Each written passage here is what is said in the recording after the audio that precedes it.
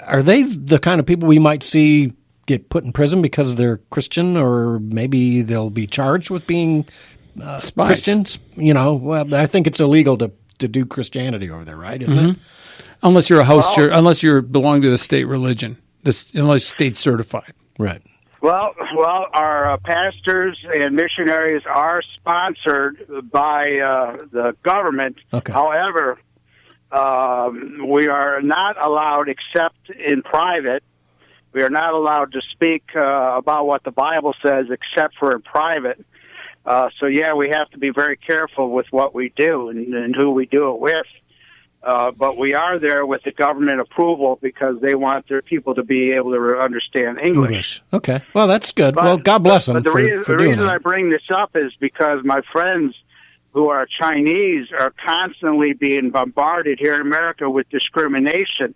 Constantly, even their little children are being harassed by Americans.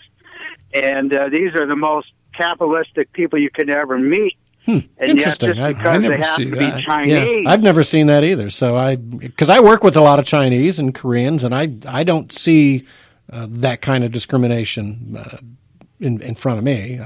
That's just odd. Well, it's odd that it happens, right? I guess that's the world. Well, thanks, Ken. I appreciate the call. Thanks for letting us know.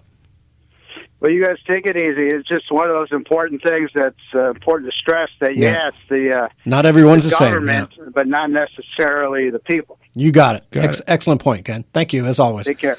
Take care. All right, so we got a few minutes left. And the recession, right? The recession. What? Wait a minute. It started without me? The one that's supposedly down the road, maybe? This is what drives me absolutely crazy, because they went with the Russian collusion, they went with the racism, they went with everything. Now it's like, and I remember, it wasn't 2 months ago on some show, and I think it was a CNN show I was watching, some guy said, there's no way Trump's going to get beat, and this is on CNN, unless there's a recession. And I think that started the fire. And everyone said, recession, that's a great idea. Let's talk recession. And it's amped up over the last 2 months, and now it's full-blown. Every MSNBC, CNN, even Fox News, you're hearing nothing about it's recession. Well, I think I mentioned last week about Bill Maher. Bill Maher saying, we need a recession. It's more important to stop Trump and save the country than to save our economy. How about the people? Do we not count? No, I don't want a recession. You don't count. Trump is going to destroy the country. He's going to tear it down. It'll be a dictatorship, a white supremacist dictatorship. Therefore, we need a recession to get him out of power. So hope you stored up enough cold beans to eat. I like looking at the facts, and the facts are quite simply the indicators, the economic, that yield curve thing, as Charles Payne, and he'll say so in this next little audio clip here, was only like 24 hours that yield was inverted. 24 hours. Is that right? Yes. Well, let's listen to that. It's just like, why did everyone focus on the one little thing? It was there for less than 24 hours, but everything else is perfectly fine. You've got the highest employment rates for blacks, Hispanics, women in 50 years in some cases, right? The confidence is high on the consumer side. Confidence is high on the manufacturing side. Mm-hmm. If there's any downward thing at all, it's because the Democrats and the mainstream media keep pushing this garbage on us. And that's the issue. They want to talk us into a recession because it's the only thing they have to go for, right? Yep. Derek, do you have track 5 ready? Let's play that. They say potential recession on the horizon. Recession.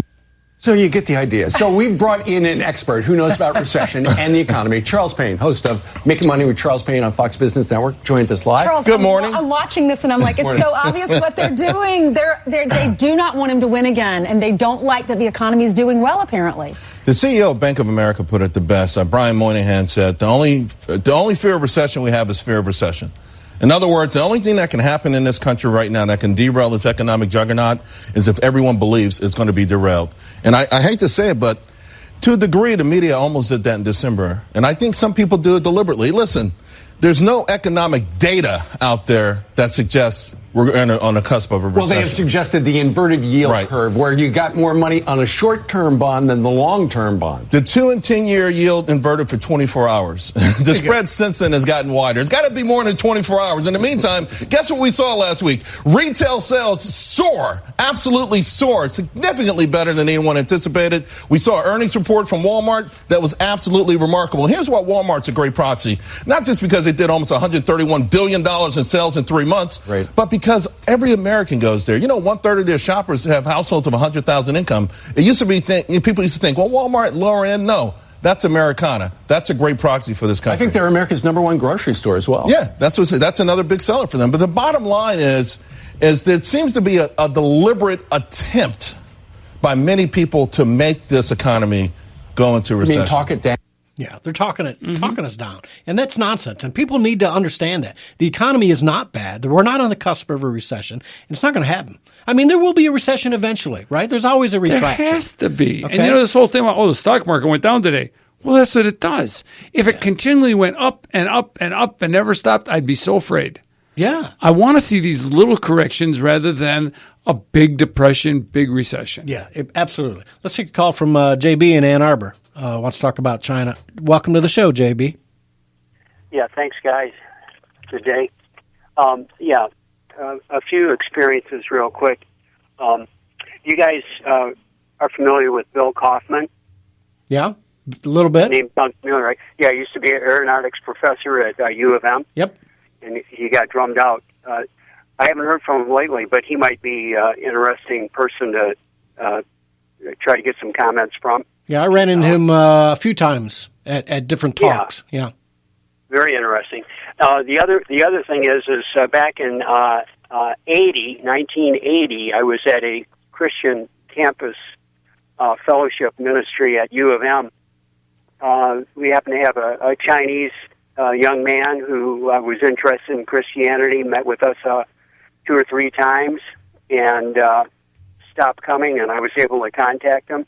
He was threatened by his watchers if he would continue that he's going to be out of there.